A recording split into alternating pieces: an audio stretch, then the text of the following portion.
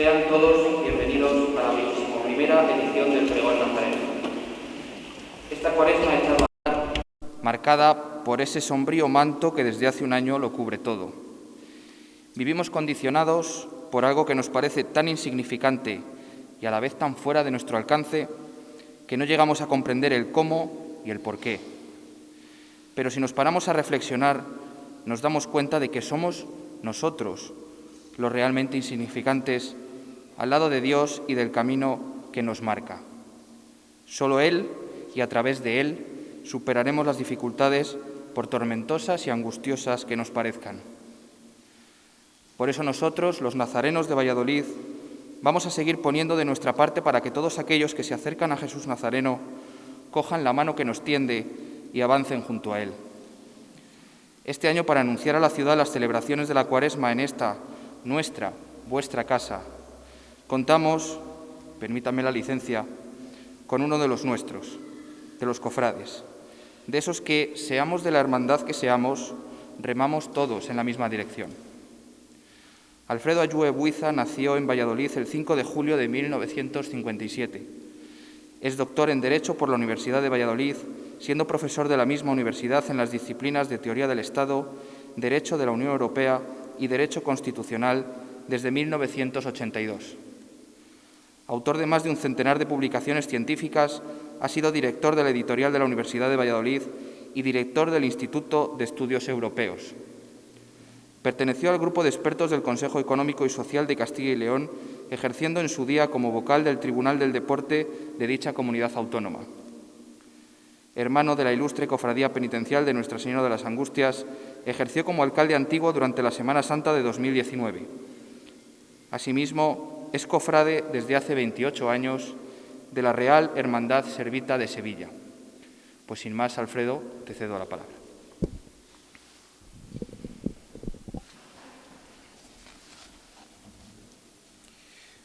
Muchas gracias, señor secretario. Rector capellán, don Pedro, reverendo padre, alcalde, presidente y cabildo de gobierno de la Hermandad de Jesús Nazareno, cofrades nazarenos, amigos. Hoy tengo el honor y la responsabilidad de impartir el tradicional pregón que la Cofradía de Jesús instituyó como prolegómeno a su intensa actividad en Cuaresma y Semana Santa, y como preludio también del tradicional besapié a nuestro Padre Jesús Nazareno. Esta responsabilidad se acrecienta, tal vez en demasía, al tener que asumir el protagonismo de un acto que demuestra, en su organización y en su convocatoria, en estos tiempos oscuros, la valentía de la Cofradía de Jesús. Gracias, Carmen, por haber mantenido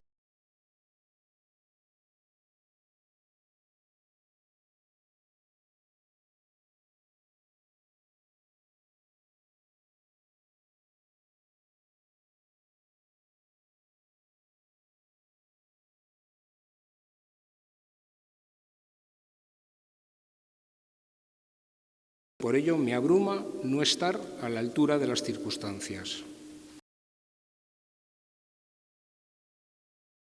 Iglesia de Jesús, ayuda penitencial, como así se denominaban las iglesias de las cofradías, mutilada de manera inmisericorde en el último tercio del siglo XIX, para poder dar paso, como así se hizo en muchos lugares, a los nuevos templos seculares, los templos de la representación, del autodeterminismo humano y a veces templos del despotismo en detrimento de los templos de Dios y de los hijos de Dios.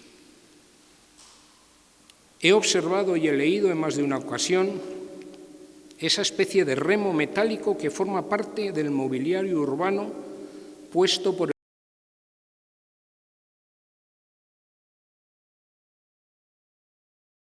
que en la fachada de la iglesia conviven elementos neorrománicos de inspiración romántico-historicista propios de la Alemania decimonónica. Madre mía, da la sensación como si los sucesores de los que entonces mutilaron esta iglesia tuvieran algún cargo de conciencia y necesitaran elevar conceptualmente la dignísima, pero también modesta fachada de ladrillo de esta penitencial. No obstante, no hay que preocuparse de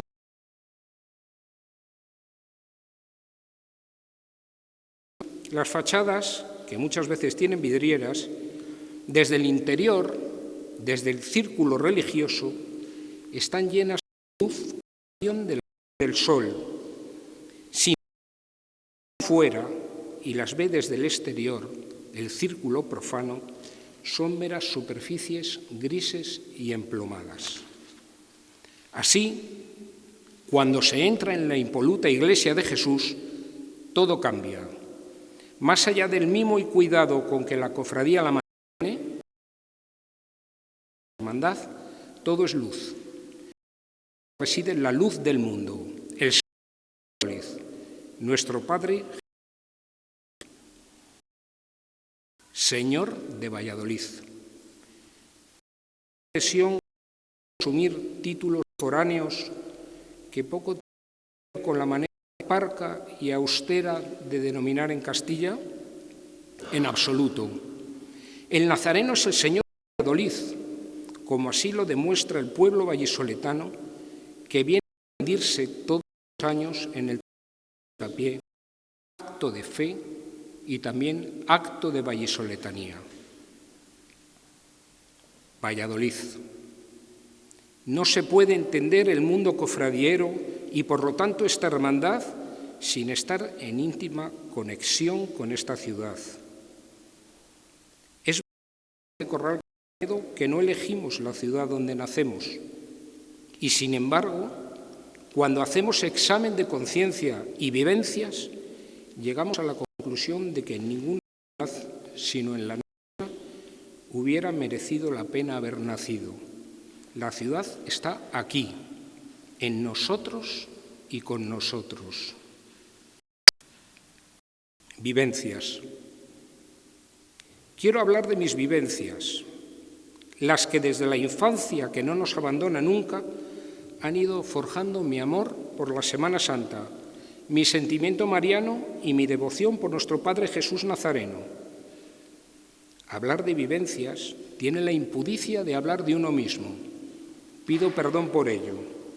No soy crítico de arte, ni historiador ni erudito. Solo hablar de recuerdos, personas y sentimientos, tal vez desde la equivoquez y el desequilibramiento. En esta hermandad sientan plaza y han ocupado y ocupan cargos y oficios de la máxima responsabilidad de la infancia.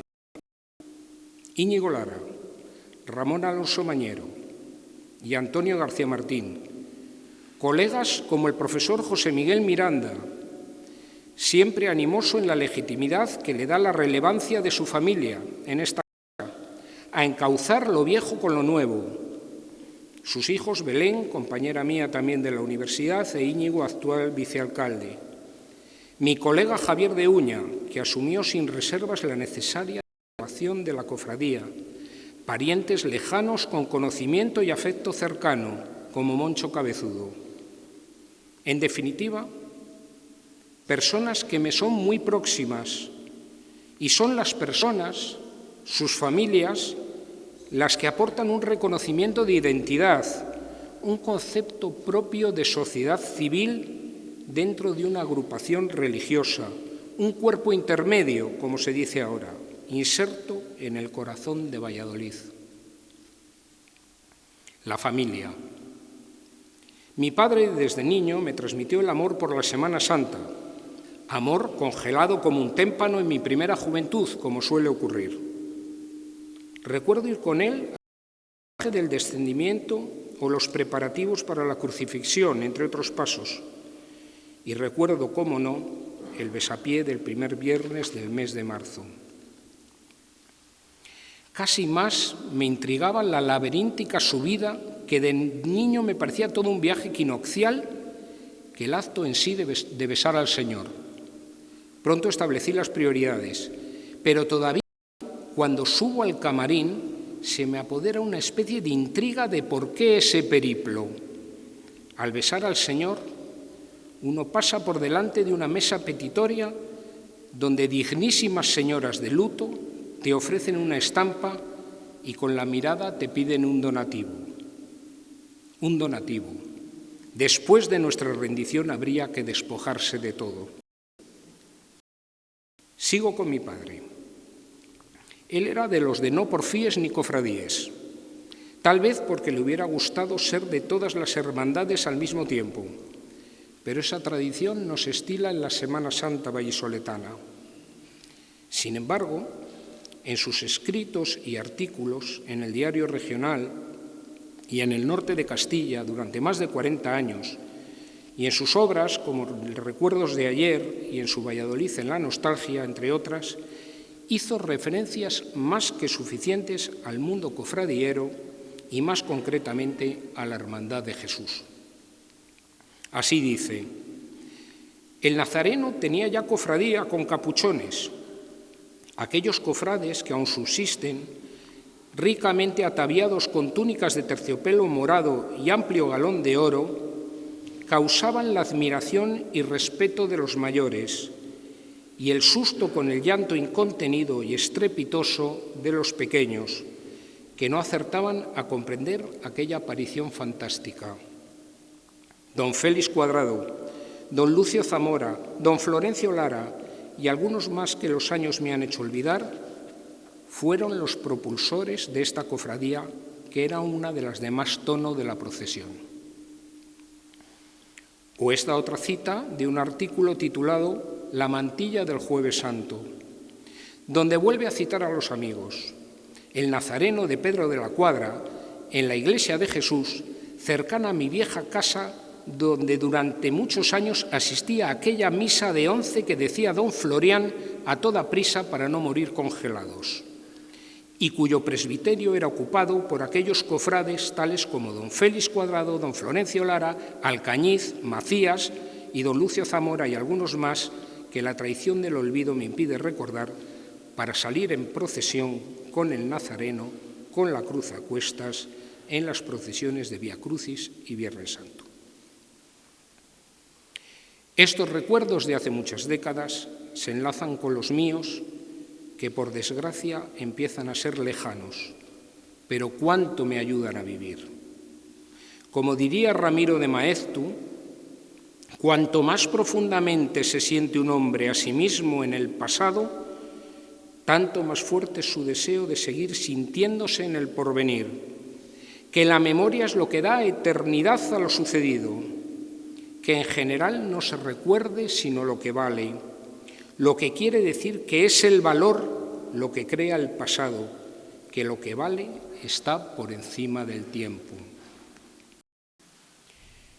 Voy a remontarme a los años de la alcaldía de Javier de Uña, donde, como he dicho, se produjo un importantísimo proceso de renovación de esta cofradía, cuya punta del iceberg fue la construcción del magnífico paso en andas con el que el nazareno procesiona desde 1996, el Miércoles Santo. Andas y martillo, o llamador, un ritmo nuevo, una nueva manera de ver y sentir la imagen, que también significa una nueva forma de oración ante el Señor. El magnífico llamador que lleva este paso, con el que se marcan los tiempos, tiene para mí un significado especial, ya que residió en mi domicilio durante al menos 15 días. El llamador había sido regalado a sus iniciales ese gran anasantero del sur, de Sevilla, que fue Ramón García del Castillo, cofrade de las Angustias, inspirador y animador de todo ese proceso renovador de la Semana Santa vallisoletana al que me he referido, y que ya había donado el dogal en el periodo de la alcaldía de José Luis Carreño.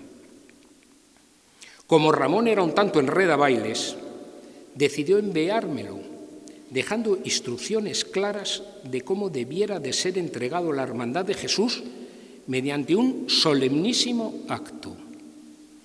Evidentemente, la cosa no tenía más trascendencia que llevar el paquete a la iglesia y entregarlo sin mayores artificios. Pero como no podía defraudar a tan exigente amigo y mentor, decidí, de acuerdo con Javier, entregarlo después de uno de los ensayos de los comisarios nazarenos de una manera breve y sencilla. En dicho acto, aquí mismo, que no duró más de 1 minuto, el mayordomo del paso de Nuestra Señora de las Angustias, Ildefonso Sánchez, hizo la llamada al mayordomo de Jesús Nazareno, el entrañable y recordado Luis Galindo.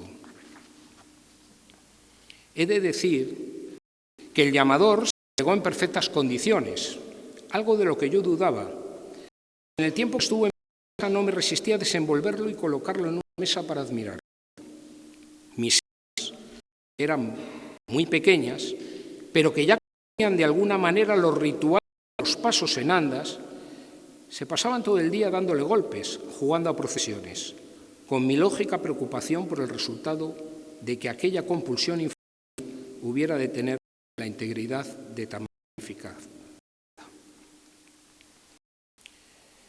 En el primer año de la salida procesional del Nazareno en andas, recuperando la tradición perdida con la refundación de la Semana Santa en los tiempos del arzobispo Gandásegui, Semana Santa que había caído en una incuria que hacía peligrar su grandeza, se instituyó definitivamente, como final del Vía Crucis del Miércoles Santo, un encuentro con Nuestra Señora de las Angustias en el atrio de la penitencial del mismo nombre. Este encuentro, que ya se hizo mucho antes y que durante los 3 años del 93 se hizo con paso de ruedas, expresó y expresa una lúcida y ceñida identificación de las dos penitenciales, que se manifiesta en la salida del claroscural de ambas partes.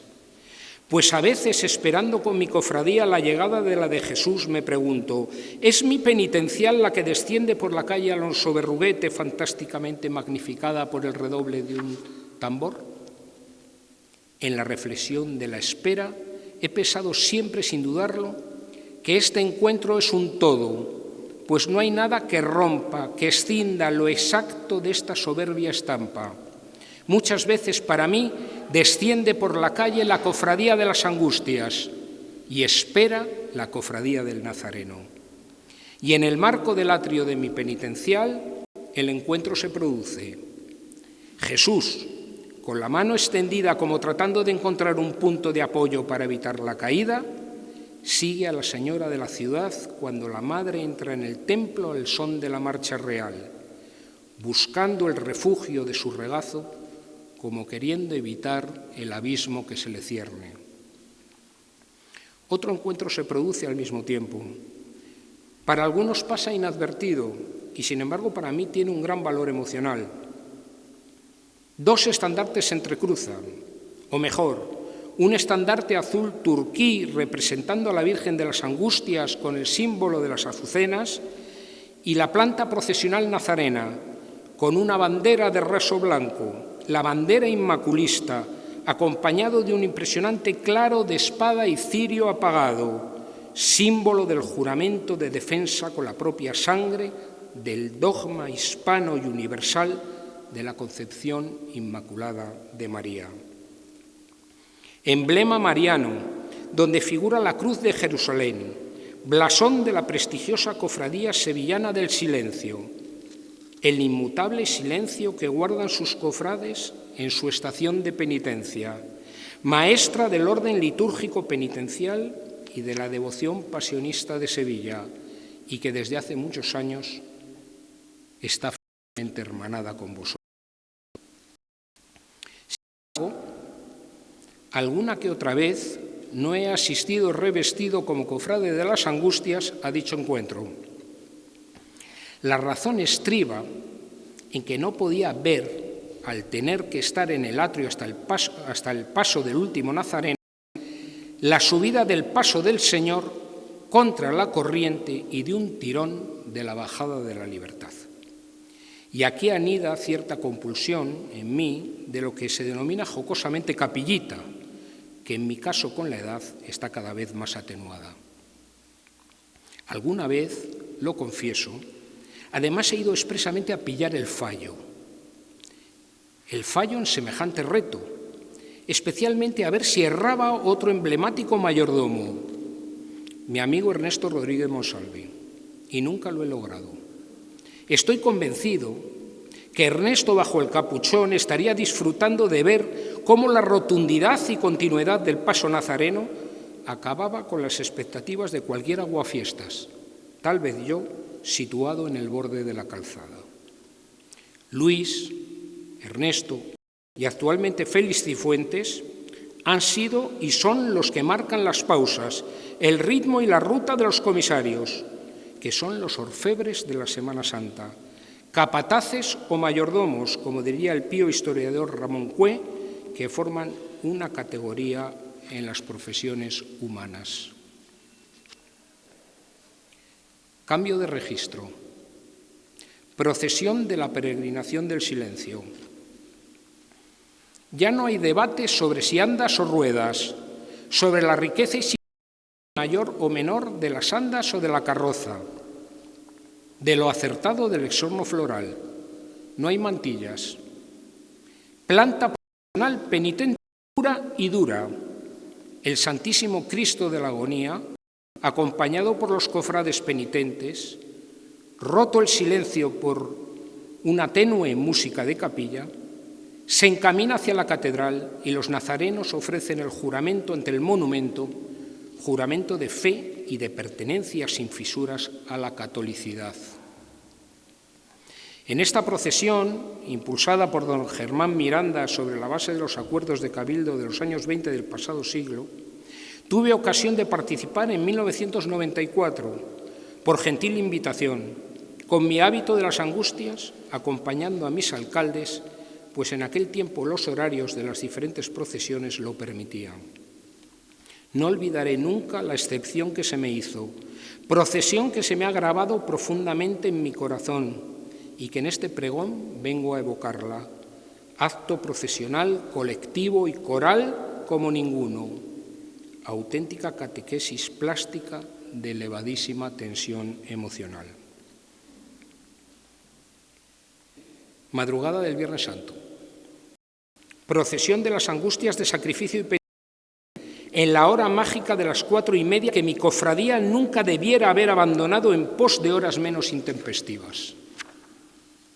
A eso de las 6 de la mañana, confluíamos en la catedral ante el Santísimo con los cofrades de la Veracruz y del Nazareno, pues la pretensión era evocar la ancestral procesión del Santo Entierro de siglos atrás, unos años el Nazareno por despojado y otros el yacente, y ahí damos la oración.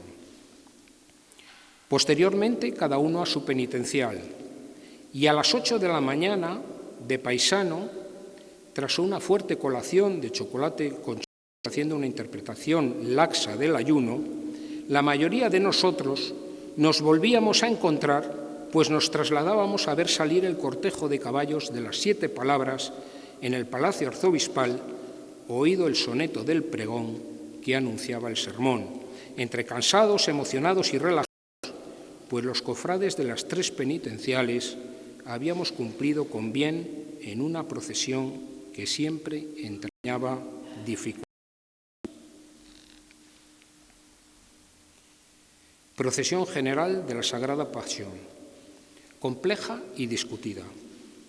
Hoy quiero reivindicar aquí el sentido y la importancia de la procesión de la tarde-noche del Viernes Santo. Cuando se inició en los años 90 en las cofradías la sustitución de los pasos de ruedas,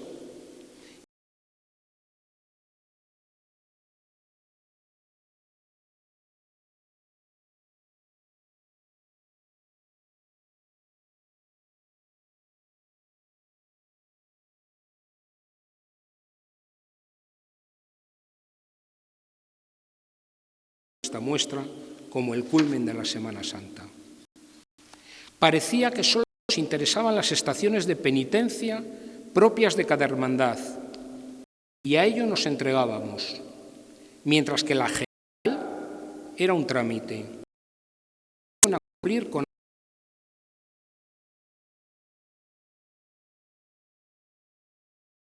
justos y los encuentros. Afortunadamente, probablemente por acción de la providencia, las aguas volvieron al cauce y hoy es posible su valor catequético y espiritual. Las cofradías se acantonan, ocupan el espacio público, dejando a resquicios el centro de la ciudad. Todas las cofradías son una sola y se produce una especie de progresión geométrica que muestra el valor y la fuerza de la religiosidad popular, aún más en los tiempos que corren. Sobre esta cuestión nada baladí he hablado muchas veces largo y tendido con buenos amigos, conocedores en profundidad de la Semana Santa vallisoletana, pasando revista a las incomprensiones y a las cegueras, llegando al acuerdo de la necesidad de proteger y hasta mimar tan magno acontecimiento. Pasos llevados por carrozas con ruedas, otra forma ni mejor ni peor de ver, sentir y rezar a las imágenes, tal vez sin distracciones. Recuerdo en mi infancia ver al Nazareno estando sentado en unas cochambrosas sillas que bajábamos de la casa paterna a la calle en la Plaza de Madrid. Por mi estatura, más bien solo atisbaba a ver la imponente carroza que realizó Pedro Verdugo, abuelo de mis entrañables vecinos del piso de arriba de aquel inmueble. La visión me impactaba, pero también me frustraba, pues solo veía el lado derecho de la misma en el sentido de la marcha, es decir, parte de las escenas de la Pasión y 2 de los 4 evangelistas. Cuánto me hubiera gustado abandonar el taburete y admirar el otro lado, pero la marcha, el desfile, me lo impedía. He dicho desfile, desfilar. Palabra anatema entre los iniciados. Procesionar sí, desfilar nunca. ¿Y por qué? Desfilar es hermoso, pues demuestra que caminamos con una misma dirección, todos a una con energía y determinación. La determinación de la Iglesia militante, de la Iglesia triunfante, que en este mundo caído muestra la necesidad de estar con Dios. Hoy, como he apuntado al principio, vivimos tiempos oscuros, pero que no son de ahora por este mazazo que hemos recibido desde hace un año. Son los tiempos oscuros de la modernidad transmitida sobre nosotros desde hace ya mucho tiempo. La modernidad, como sistema de principios, quiebra la concepción clásica del hombre como un compuesto de cuerpo y alma e impone el antropocentrismo como hilo conductor de la humanidad, pues no podemos conocer nada que esté fuera de la razón de una determinada razón. A mayor abundamiento, la modernidad anclada en el relativismo que deriva en un nihilismo se muta en nuevas y más peligrosas variantes, pasando a una imposición totalitaria de creencias basadas esencialmente en la afirmación de la desnaturalización del hombre. De este modo, hemos pasado del todo vale a la validez de un único discurso, un solo relato, una concepción que aleje definitivamente al hombre de sí mismo y de Dios.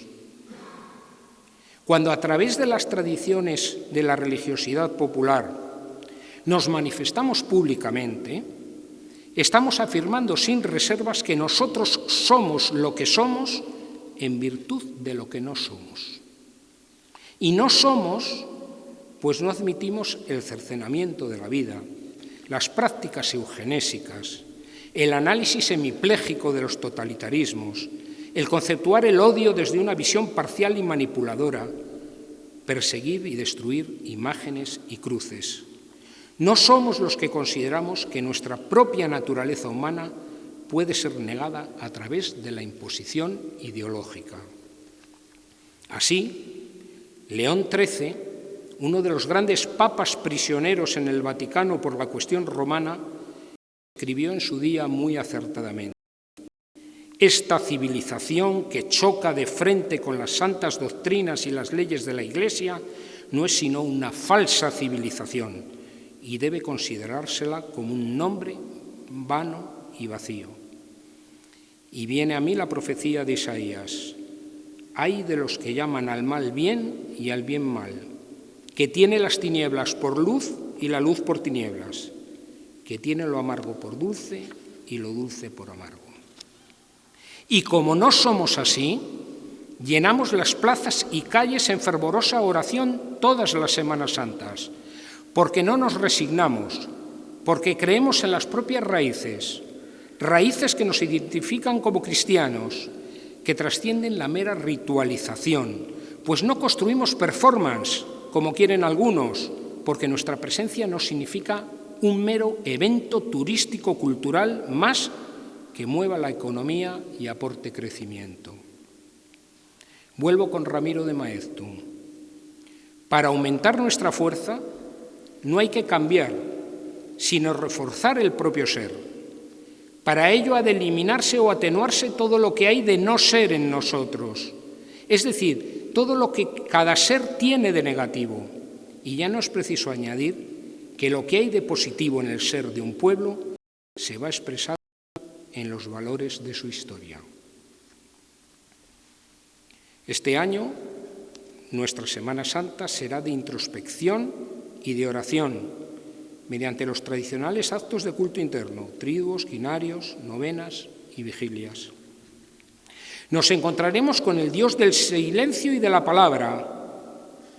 Actuaremos conforme a las reglas que impone la prudencia, a pesar del arbitrismo de los operadores políticos que son incapaces de establecer la conexión lógica entre el número de fieles y los metros cuadrados de la superficie de los recintos religiosos, problema que hasta un niño de la enseñanza primaria sería capaz de resolver con acierto. Es lo mismo. Asistamos a los cultos en la medida de las posibilidades y hagamos también de nuestras casas templos de oración en familia, como ya hicimos el año pasado. Pero volverán a abrirse a la religiosidad popular las avenidas, las plazas y las calles de Valladolid, y tantas ciudades y de España y también de las Españas al otro lado del océano. Volveremos, como nos corresponde, a ocupar el espacio público. Volveremos a oír las graves melodías de la música de capilla y el ruido atronador de los tambores y trompetas que nos hacen sentir que también hay un Dios atronador que rasga los cielos en el momento de la expiración y que se hace presente. Escucharemos de nuevo Mater Mea, la Madrugá, Virgen del Valle, la Saeta, la Bendición, cristeras igualdad que acompañan a las sagradas titulares de las hermandades. Cantarán los niños el Gloria al Hijo de David, sin bozal y sin miedo, abarrotando la calle de Platerías el Domingo de Ramos. Volveremos a ver a nuestras madres, hermanas, hijas y novias pasear orgullosas la mantilla, el misal y el rosario por las calles de la ciudad. Sentiremos como nunca la Semana Santa, una vez superado este periodo de iniquidad. No lo dudéis, hermanos nazarenos, no lo dudéis ni un solo minuto. Este paréntesis en la actuación pública y externa de vuestra cofradía de más de 400 años de existencia no ocupará más allá de un renglón de vuestra magnífica y dilatada historia, o a lo más una cita a pie de página que apenas será advertida por los historiadores de mañana. No lo dudéis, vuestra fe es inquebrantable y vuestro amor por el Nazareno de Valladolid infinito. Muchas gracias.